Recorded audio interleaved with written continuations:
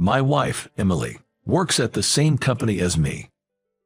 I'm in sales, and Emily works in human resources. We got close at the company's anniversary party, exchanged contacts, and started dating. I fell for her upbeat personality and her genuine smile.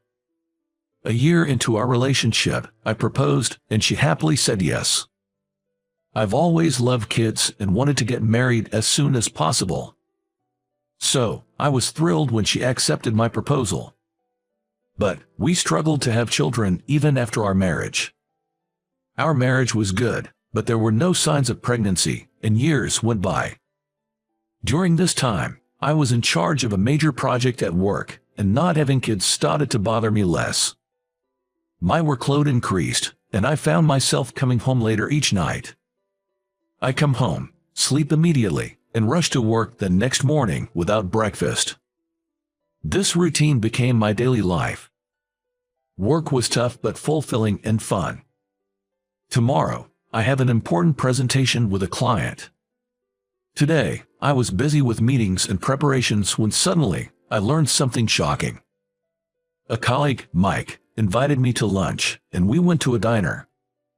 We sat down, ordered 2 lunches, and then he looked troubled and said, "Look at this." He showed me his phone screen. There was a picture of a man and a woman sitting opposite each other at a cafe window. To my disbelief, the woman was Emily. I couldn't believe my eyes. The man was a stranger. Emily was laughing happily. Mike said, "I followed them after spotting them. They later walked into a hotel, arms linked." I can't believe this. When I heard this, my eyes went blank. There was no mistaking it in the photo. It was definitely Emily. She was cheating. After lunch, I couldn't focus on work, haunted by the image of them. When I got home, I confronted Emily immediately. "Who's this guy? Mike told me about him today." I confronted her, thrusting the photo Mike had sent to my phone in front of her. "Let's get divorced," she said coldly. "What the hell? Were you really cheating?" I was stunned. Emily kept her head down, refusing to meet my eyes. I couldn't forgive her. So, I agreed to the divorce. I didn't ask for alimony. I realized that I might be partly to blame. I had been pressuring her about having kids, but lately, I was so wrapped up in work that I hardly paid her any attention. We hadn't even had a proper conversation in a while. I guess she got fed up with me and turned to another man. But I couldn't think of starting over with her, who had given her heart to another man. Whatever the reason, it was a betrayal. Just thinking of her with another man filled me with intense anger, palpitations, shortness of breath, and dizziness. She left the house without any excuses. The next day, I had an important presentation for the project I was handling. But my mind was full of thoughts about the divorce. And I hadn't slept well the night before. As a result, my presentation was a disaster, and I failed miserably, getting dropped from the client selection. "What happened with your presentation today? It was terrible." "I'm sorry," and was removed from my role as project leader. After that, I couldn't focus on work, my mind was foggy. I even became unable to get out of bed in the morning and stopped going to work. I felt heavy, unable to do anything. I was overwhelmed with sadness and pain. I didn't care about anything anymore. Every day was a struggle. I went to see a doctor. The doctor recommended home rest, and I had to take a leave of absence from work. I tried various medications, but nothing worked, and I spent my days feeling unmotivated. After 6 months, I still couldn't bring myself to return to work, so I resigned and went back to my parents' home in the countryside, where they do farming. "You need to take it easy and rest up here. You can think about your next job when you're feeling better. You haven't been eating properly, have you? You need to get some nutrition." My parents welcomed me back. The neighbors, who I've known since childhood, were also kind to me. At first, I spent most of my time sleeping, but as I ate my mom's fresh vegetable-rich meals every day, I gradually started waking up in the mornings and began taking walks with our dog. Gradually, I started helping out with my parents' farm work. Before I knew it, a year had passed. I had learned all about farming and was considering taking over my parents' work. It was during this time. My brother and his wife, living in New York, both died in a car accident. Their 3-year-old son, now an orphan, was taken in by me as an adopted child. My 3-year-old nephew, Jake, didn't understand that his parents had passed away. "Where's mommy and daddy?" I would pick him up, comfort him, and we would cry together. Since then, I've raised Jake as my own child, and eventually, he started calling me Dad. I grew to love him so much. I realized that you can feel such deep affection even for a child who isn't biologically yours. Another year passed, and Jake turned 4. I would leave him with my mom during the day and continue working in the fields. I didn't think about Emily much anymore, but sometimes I wonder how she's doing now. Could she have remarried that man and be living together? Are they living happily? One day, our family went on a trip to a resort.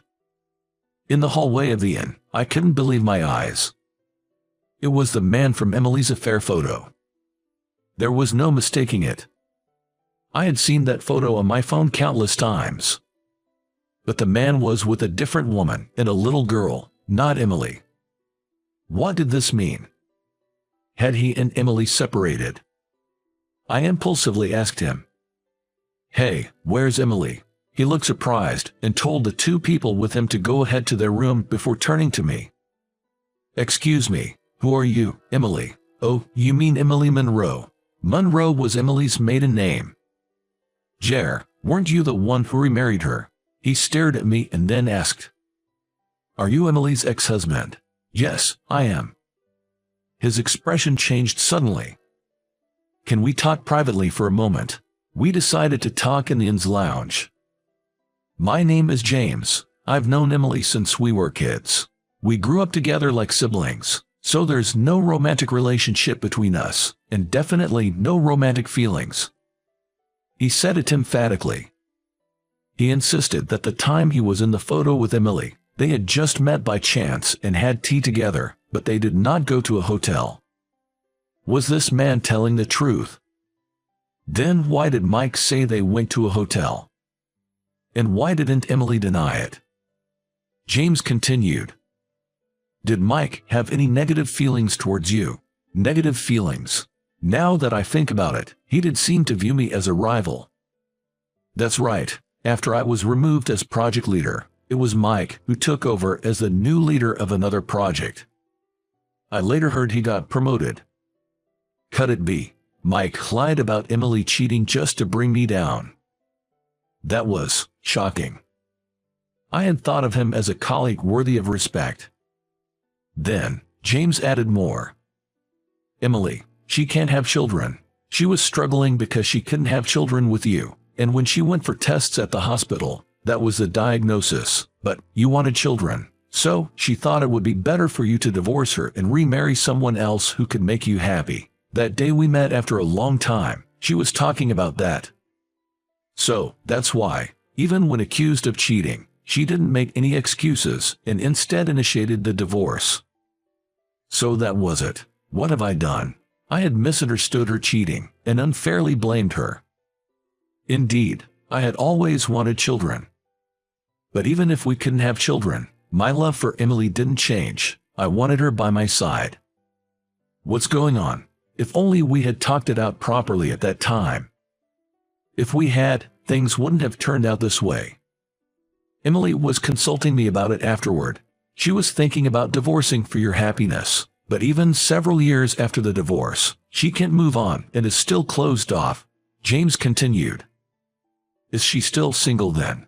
James nodded in response. He then gave me her contact information. She was living at her parents' house now. Unable to stay still after parting with James, I immediately called Emily. But it didn't connect. Maybe she had blocked my number. I called her home. Then a familiar voice answered the phone. "Hello, this is the Monroes." "Hi, this is David. Is Emily there?" "It's me, Emily." "David." We exchanged words for the first time in years. "Emily, I heard everything from James. I just happened to see him on a trip and talked to him. I'm truly sorry. I was wrong to suspect you of cheating. I didn't realize you were struggling. I am the worst. I want to apologize." My voice trembled. Tears didn't stop. From the other end, I heard Emily sobbing. "I also regret not discussing it with you and acting selfishly. I've been regretting not talking it out with you all this time," she said in a nearly fading voice. "Can we try again, Emily?" I hesitantly asked. "Yes," she nodded while crying. "But there's something different from that time, something I need to tell you." I headed to Emily's parents' house right after returning from the trip. We reunited for the first time in years and embraced each other tightly. I told her about Jake. The next day, I took her to my parents' house and introduced her to Jake. "Hello, Jake." "Hi." She really adored Jake. And he quickly grew fond of her too. I had given up on having children, but to become the mother of such a cute kid, "I'm so happy," she said, tearing up. Hearing those words made me happy. The loss of my brother and his wife was still a shock, and the sadness hasn't healed yet. But maybe it was fate that I ended up taking Jake in. I want to raise Jake well, for the sake of my brother and his wife who have gone to heaven, I told her while hugging Emily, who was holding Jake. After that, Emily and I remarried and she moved into my parents' house. My parents welcomed her warmly. Now, we both help with my parents' farming. We're planning to rebuild our current house into a duplex soon. It feels almost like a dream that I had left the company. Speaking of Mike, the one who set me up, I heard he failed miserably in the final phase of a new project, causing great losses for the company, and was demoted afterwards. I thought about contacting the old colleague to give him a piece of my mind, but then decided it wasn't worth it. "Mommy, I'm hungry." "Okay, I'm cooking now." Jake has started calling Emily Mommy. These days, we're living incredibly happy lives.